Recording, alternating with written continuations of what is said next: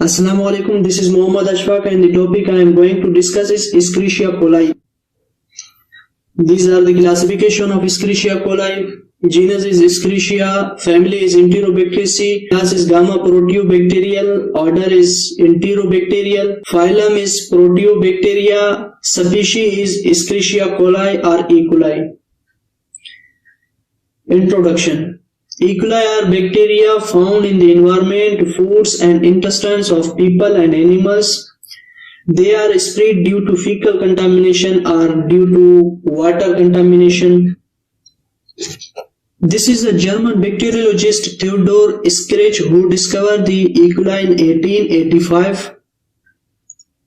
Morphology. E. coli is gram-negative, rod-shaped bacteria, facultative, anaerobe, non-sporulating, motile with peritrichous flagella, coliform bacteria, about 2.0 micrometer long and 0.25 to 1.0 micrometer in diameter with a cell volume of 0.6 to 0.7 micrometer cube.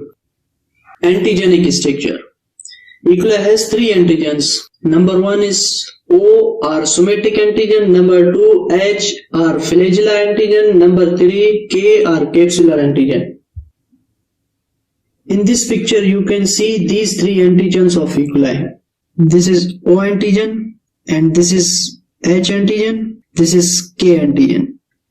General characteristics of E. coli. E. coli are in the family of Enterobacteriaceae. The bacteria are gram-negative, rod-shaped, non-spore forming, motile with peritrichous flagella or non-motile and grow on mekong agar. Colonies are 2 to 3 micrometer in diameter and red or colorless. They can grow under aerobic and anaerobic conditions. Aerobic condition means presence of oxygen and anaerobic condition means absence of oxygen.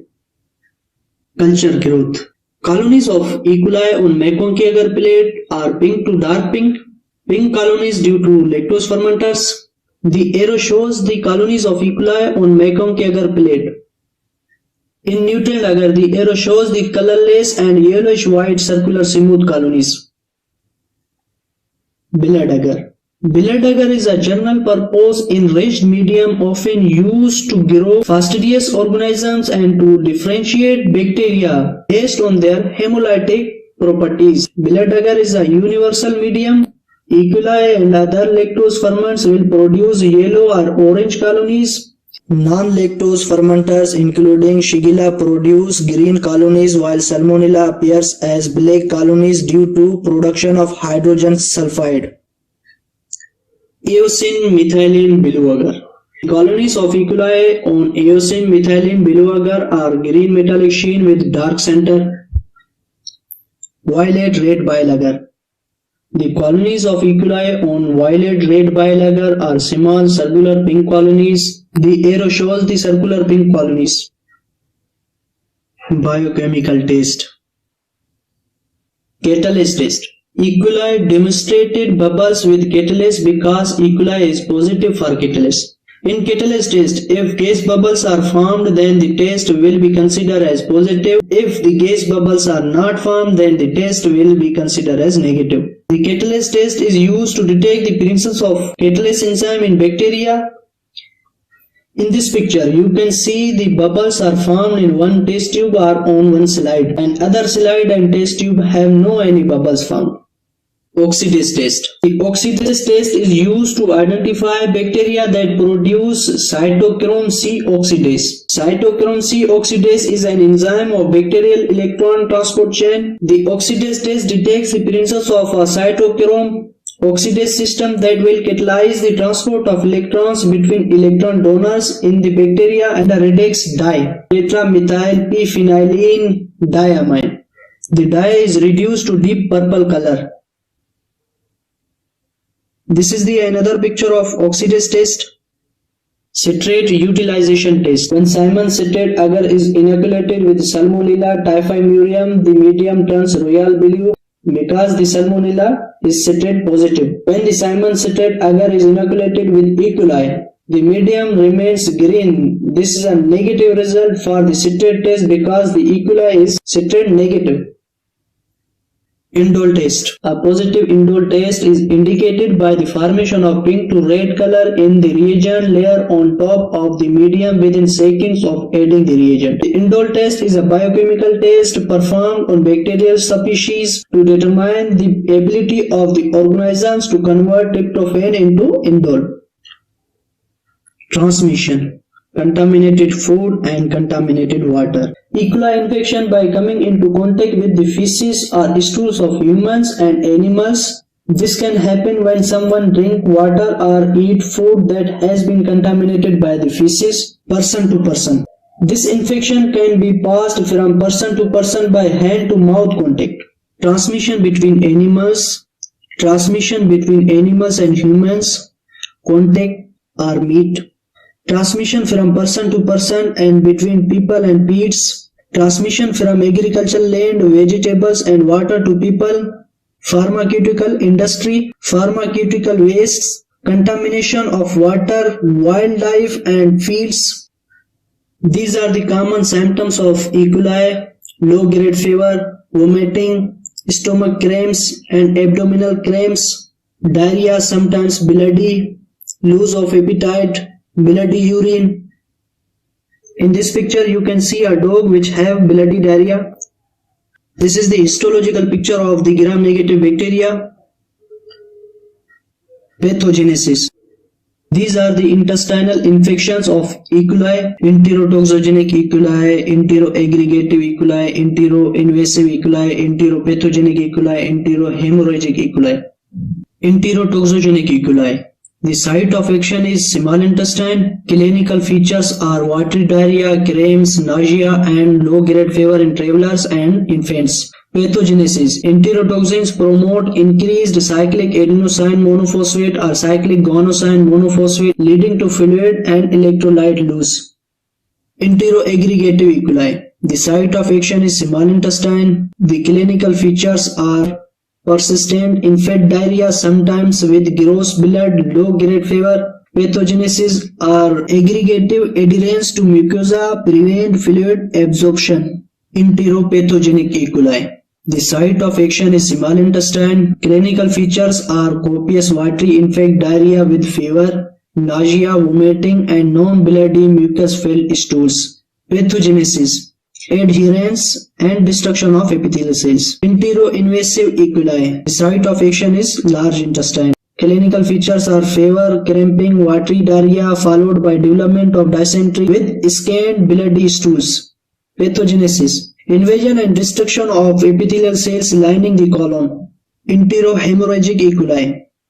The site of action is large intestine. Clinical features: severe abdominal cramps, initially watery diarrhea followed by grossly bloody diarrhea, little or no fever, hemorrhagic colitis, hemolytic uremic syndrome associated with strain O157H7. Pathogenesis: cytotoxic virotoxin or Shiga toxin inhibits protein synthesis. Extra-intestinal infection caused by E. coli. Urinary tract infection. The urinary tract is the most common site of E. coli infection and more than 90% of all uncomplicated UTIs are caused by E. coli infection. E. coli causes a wide range of UTIs including bladder infection, also known as cystitis, infection of urethra, also known as urethritis, the kidney infection, also known as acute pyelonephritis. Bladder infection are the most common type of urinary tract infection. They are caused by bacteria. E. coli also causes this infection. Infection of urethra. If the bacteria enters in the urethra and causes infection, then this infection is called urethritis. Kidney infection. Pyelonephritis is a type of urinary tract infection where one or both kidneys become infected. So actually, what is septicemia? Septicemia or sepsis is the clinical name for blood poisoning by bacteria. It is the body's most extreme response to an infection. Sepsis that progresses to septic shock has a death rate as high as 50% depending on the type of organism involved. Neonatal meningitis. Meningitis is the infection of meninges. So what is actually meninges? Meninges are three layers of membranes that cover and protect the brain and spinal cord. The outer layer is dura mater, and the middle layer is arachnoid mater, and the inner layer is pia mater. So the meningitis is the inflammation of fluid and these three membranes of meninges which surrounding the brain and spinal cord. In this picture you can see that the bacteria from skin or rectum travel up to the urethra or into the bladder and causes cystitis, and if they are travel into the kidney then they will causes pyelonephritis. These are the symptoms of septicemia in adults: fast breathing, skin rash or clammy sweaty skin, fast heartbeat, weakness or aching muscles, not passing much or any urine, feeling confused, disoriented or slurring speech, feeling very hot or cold, chills or shivering, feeling very unwell, extreme pain are the worst ever. These are the symptoms of meningitis: fever, headache, stiff neck, sensitivity to light, photophobia, nausea, vomiting, confusion or altered mental state. This is the histological picture of bacterial meningitis. You can see that the pia mater layer of meninges were infected by bacteria and causes swelling of tissues. The arrow shows the swelling of tissues from the pia mater layer of meninges. In this picture you can see the normal meninges and infected meninges. Through the arrow you can see the swelling of tissues which is infected by the bacteria. Diagnosis. To diagnose illness caused by E. coli infection, the doctor sends a sample of patient stool or feces to a laboratory to test for the presence of E. coli bacteria.